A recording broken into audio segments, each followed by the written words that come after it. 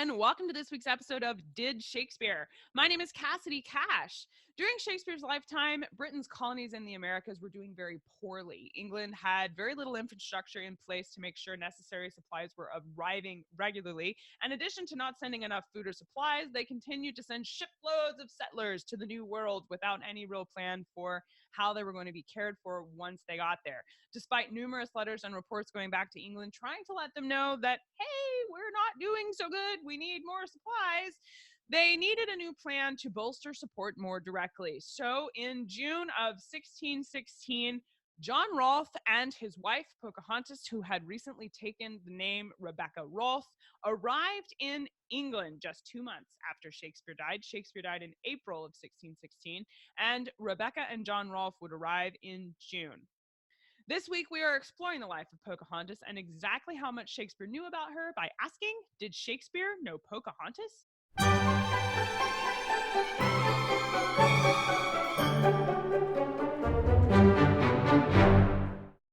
Received as an ambassador and given a welcome fitting that of the daughter of a chieftain of a foreign country, Pocahontas and John Rolfe were welcomed at court in England and treated to all the trimmings of a formal celebration, including entertainment at Whitehall Palace, conducted by none other than Ben Jonson. With such an elaborate welcome, it's clear England's royal court knew of Pocahontas, and John Rolfe was a high-ranking official. Rolfe was a successful tobacco farmer near Jamestown, Virginia, the first permanent English settlement in North America. Pocahontas was born around 1596 and the daughter of Powhatan.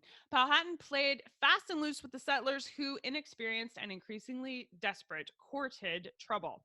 They had been sent by the Virginia Company, set up by a charter from James I, to find a place to start this settlement. In May of 1607, 104 men and boys arrived on 3 ships under the command of Christopher Newport. Other notables on the ship included John Smith and George Percy, the son of the 8th Earl of Northumberland. At the time, John Smith was captured by Powhatan, and it was thought that he would die, but John Smith credits Pocahontas with saving his life, saying, quote, she preserved the colony from death, famine, and utter confusion. Years later, when Pocahontas would travel to England, John Smith would write personally in an official letter to Queen Anne, wife of James I, to request that Pocahontas be received well and treated respectfully by the royal court. It seems to have had an impact because they were received as foreign dignitaries and treated to a grand celebration. It was Pocahontas' husband, John Rolfe, who was on the ship Sea Venture, the one of 9 sailing vessels with which John Smith set out from England to go to the newly created Virginia colony.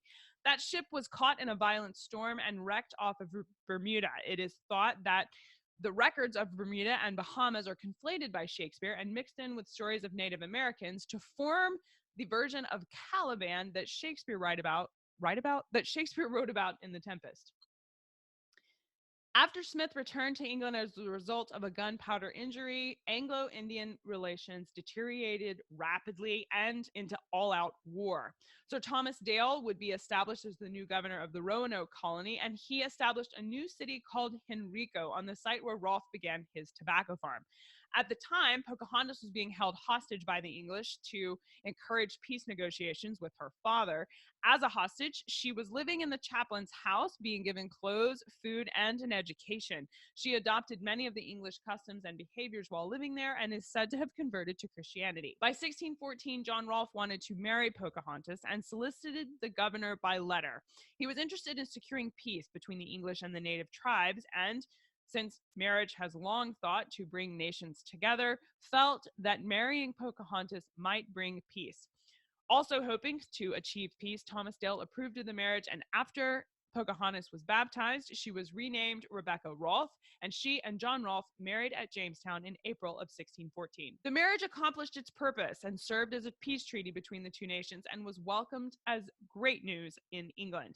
Economically, the Virginia Company needed investors, and the constant wars were a huge deterrent. Such peace was expected to bolster support and confidence in the Virginia Company, which desperately needed some funds. Thomas Dale encouraged the Rolfes to go to England and tell their story as official representatives of the Powhatan Nation.